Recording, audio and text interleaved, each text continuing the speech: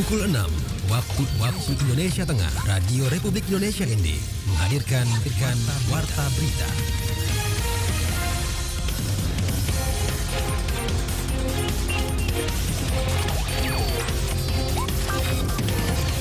Selamat pagi saudara, Anda kembali mendengarkan Warta Berita Daerah Radio Republik Indonesia. Edisi hari ini Senin 3 Juli 2023. Sari Berita. Polisi Republik Indonesia, Polri, diminta untuk harus semakin siap dalam menghadapi ancaman kejahatan berbasis teknologi baru. PT Pelni Indonesia secara resmi menaikkan tarif kapal penumpang dan perintis. Selain dua berita ini akan kami hadirkan juga berita-berita lainnya. Selengkapnya kami rangkum dalam Warta Berita Daerah pagi ini bersama saya, Desi Natalia.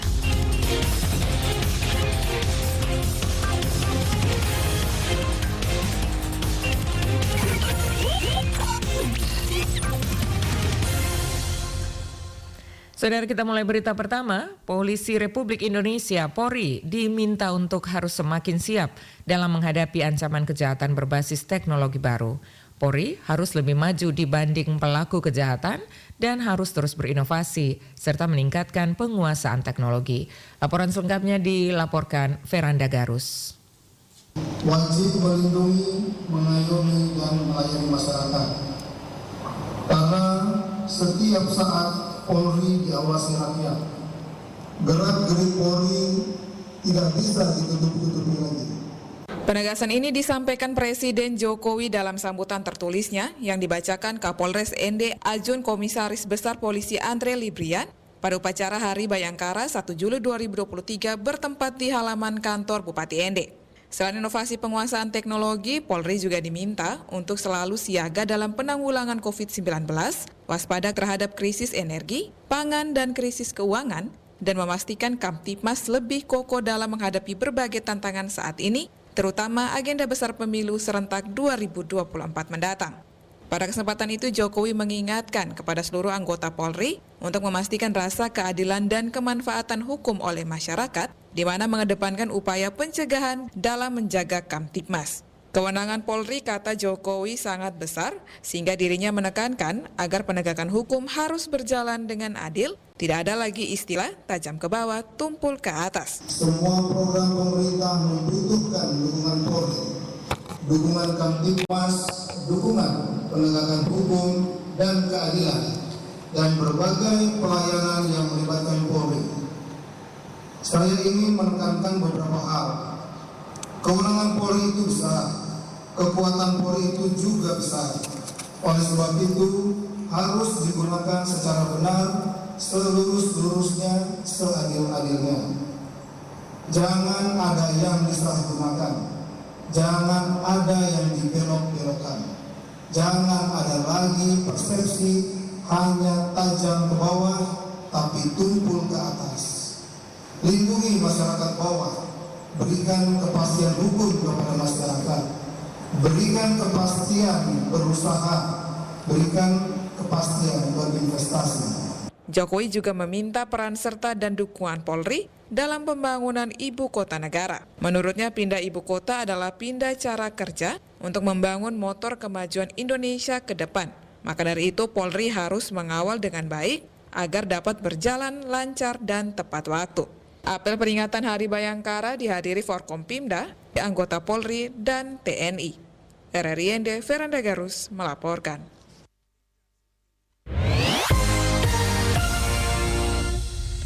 Polres Manggarai Barat menggelar doa bersama lintas agama sebagai rangkaian dalam HUT Polri ke-77 pada 1 Juli 2023 dengan tema Polri Presisi untuk Negeri, Pemilu Damai untuk Indonesia Maju. Laporan disampaikan Asti Dohu.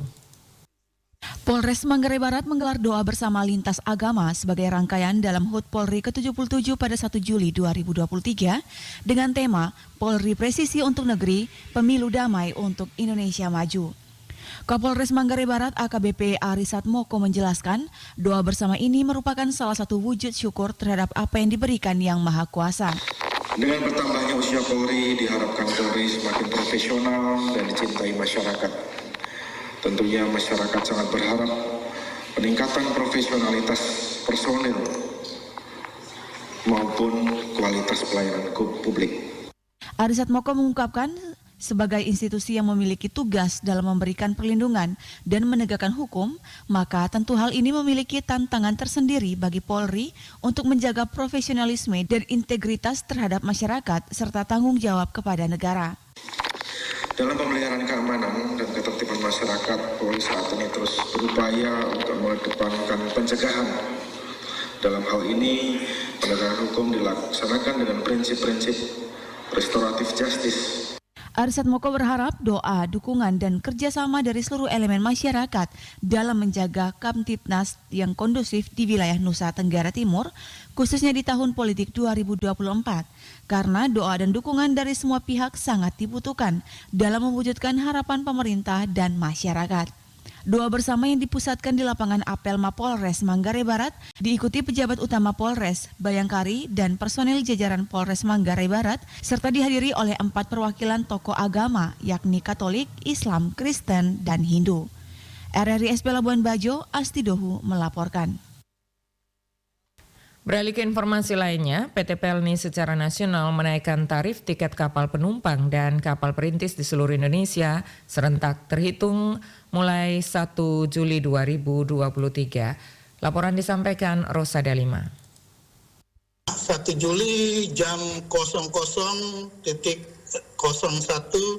tadi dini hari tadi sudah berubah 1 Juli 2023. Untuk kenaikan tarif kapal perintis ini pertama kalinya dilakukan setelah 21 tahun. Sementara untuk kapal penumpang setelah 6 tahun beroperasi di seluruh wilayah Indonesia, termasuk di wilayah kerja Pelni Cabang ND. Demikian disampaikan Kepala Pelni Cabang ND Sujito dalam wawancara pagi bersama RRI Sabtu 1 Juli 2023 kemarin ketika dikonfirmasi soal kebijakan pemerintah terhadap perubahan tarif kapal Pelni. Sujito jelaskan presentasi kenaikan tarif tersebut terdiri dari untuk kapal penumpang mengalami 23% dari tarif dasar sebelumnya, sementara kapal perintis 100%. Kenaikan tersebut di luar dari pas masuk pelabuhan dan asuransi karena keduanya mengacu pada regulasi masing-masing lembaga. Tiket untuk kapal perintis itu 100%, untuk kapal penumpang 23% dari tarif dasar ya, karena di samping tarif tersebut ada tarif pas pelabuhan dan asuransi. Mereka mempunyai kebijakan masing-masing. Ditanya alasan lain di luar soal waktu penetapan tarif lama, Sujito kemukakan pihaknya hanya sebagai pelaksana di lapangan dan penetapan kenaikan ini murni dilakukan oleh pemerintah selaku regulator. Namun dia memastikan kenaikan tarif ini dilakukan seiring upaya pemerintah dalam menyediakan armada dan pelayanan yang nyaman, aman, serta jadwal yang teratur bagi masyarakat ke depannya. Karena dengan penyusunan tarif ini, pemerintah atau PLN sendiri berusaha meningkatkan pelayanan serta menyediakan armada yang aman, nyaman, serta jadwal yang teratur. Soal sosialisasi tarif baru ini sendiri telah dilakukan Pelni sejak 15 Juni 2023 melalui berbagai media sosial yang bisa terhubung langsung dengan masyarakat, juga melalui spanduk. RRI ND Rosada Lima melaporkan.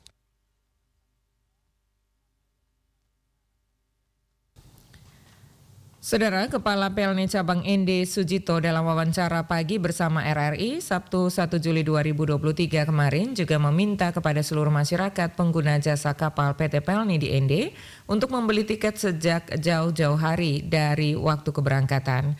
Dikatakan Sujito, pengalaman pihaknya selama ini masih banyak masyarakat yang membeli tiket 1 atau 2 hari sebelum keberangkatan. Bahkan ada juga yang pada hari H keberangkatan menggunakan sistem digital Pelni sudah menjual tiket secara online sejak 1 bulan dari waktu keberangkatan, termasuk menjalin kerjasama dengan sejumlah perusahaan jasa perdagangan retail seperti minimarket yang ada di seluruh Indonesia.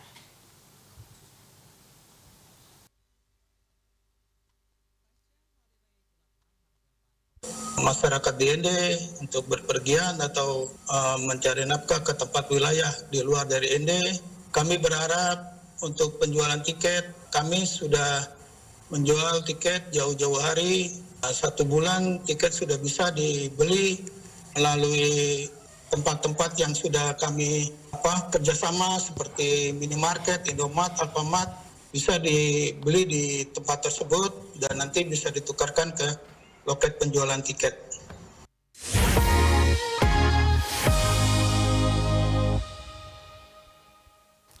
Kementerian Pekerjaan Umum dan Perumahan Rakyat PUPR terus mendorong komitmen penyedia jasa konstruksi untuk melaksanakan ketentuan mengenai keamanan, keselamatan, kesehatan, dan keberlanjutan konstruksi dalam pembangunan Ibu Kota Negara (IKN) di Kalimantan Timur. Penerapan Sistem Manajemen Keselamatan Konstruksi SMKK dilaksanakan dalam semua penyelenggaraan infrastruktur IKN, mulai dari tahap perencanaan konstruksi, pengadaan tanah, pelaksanaan konstruksi, operasi dan pemeliharaan atau yang dikenal dengan SITLACOM, Survey Investigation, Design, Land Acquisition, Action Program, Construction, Operation, dan Maintenance.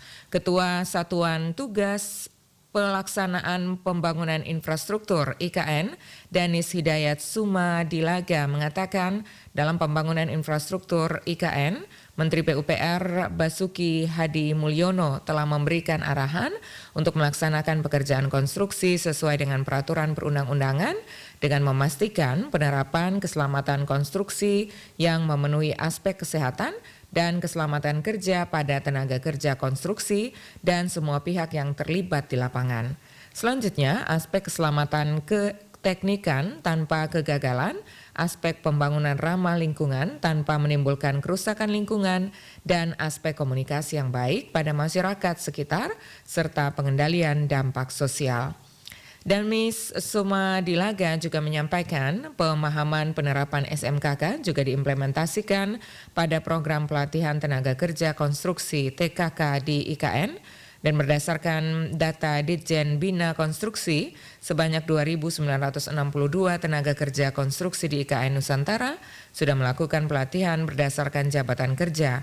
Rinciannya sebanyak 2.146 TKK pada tahun 2022 dan 816 TKK hingga bulan Mei 2023.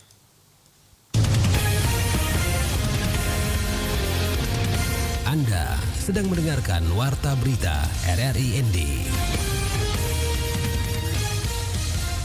Pertemuan Akbar Orang Muda Katolik OMK atau Indonesia Youth Day yang ketiga baru digelar di Palembang pada 26 hingga 30 Juni 2023 kemarin.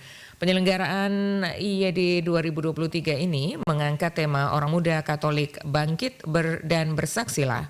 Rangkaian sudah diawali sejak November 2022 tahun lalu.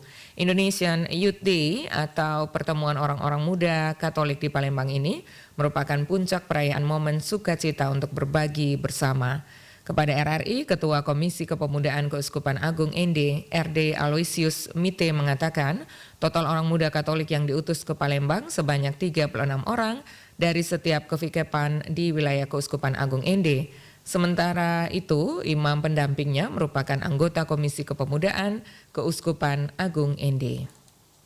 Kita punya perencanaan ini selalu berdasarkan Renstra untuk orang muda Katolik. Jadi Renstra kita itu berfokus pada dua hal sebetulnya. Yang pertama itu penguatan kapasitas pendamping dan yang kedua penguatan kapasitas orang muda Katolik, wadah orang muda Katolik. Jadi melalui dua Renstra itu kita menjabarkan kegiatan di level keuskupan itu melalui karya-karya pendampingan untuk para pemerhati orang muda Katolik atau para pendamping. Kita berencana untuk membuat musyawarah besar untuk para pendamping orang muda Katolik dan melaksanakan kegiatan Youth Day untuk masing-masing wilayah. IYD 2023 tahun ini diikuti sekitar 1.500 peserta dari seluruh Indonesia serta para sukarelawan dari lintas agama.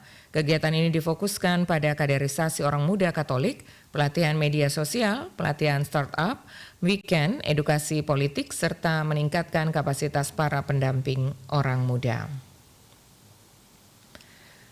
Informasi lainnya, Badan Eksekutif Mahasiswa Fakultas Pertanian Universitas Flores ND dan Kelas Kreatif Umar Remaklas menggelar kegiatan pelatihan jurnalistik membuat rilis berita. Informasinya disampaikan Lady Badin.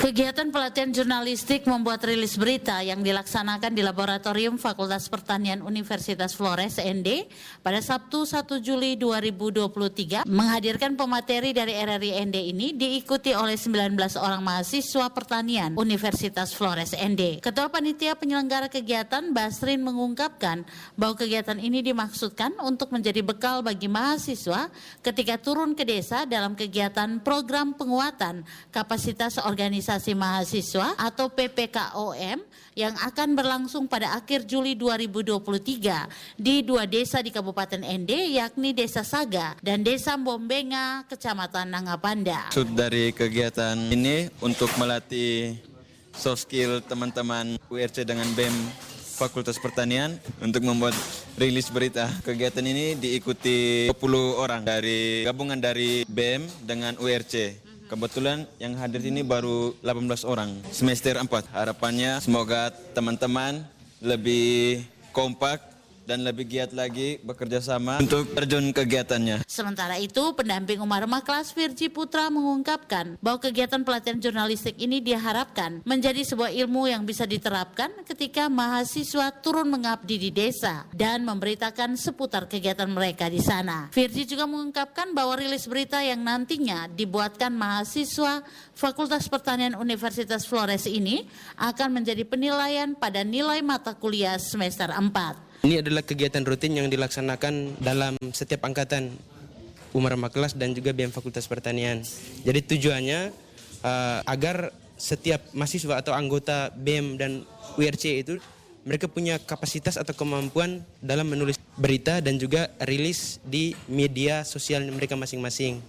Karena dianggap selama ini kita melakukan kegiatan-kegiatan yang begitu banyak dan bahkan kegiatan-kegiatan yang luar biasa menariknya tetapi tidak dipublis. Karena mungkin bisa saja mereka tidak tahu kiat-kiat apa yang harus mereka miliki yang kemudian bisa menarik pembaca dengan postingannya mereka, sehingga dengan momentum atau dengan wadah hari ini bisa membuat mereka bisa menulis dengan baik, lebih tepatnya sebagai jurnalisme warga begitu. Virji berharap lewat pelatihan jurnalistik ini memberikan edukasi kepada para mahasiswa bagaimana membuat rilis berita yang baik. RRI ND Lady Badin melaporkan. Saudara, informasi ini sekaligus mengakhiri Warta Berita Daerah pagi ini. Mewakili kerabat kerja yang bertugas, saya Desi Natalia mengucapkan terima kasih untuk perhatian Anda. Dan selanjutnya pendengar dapat Anda ikuti selengkapnya program Florata pagi ini.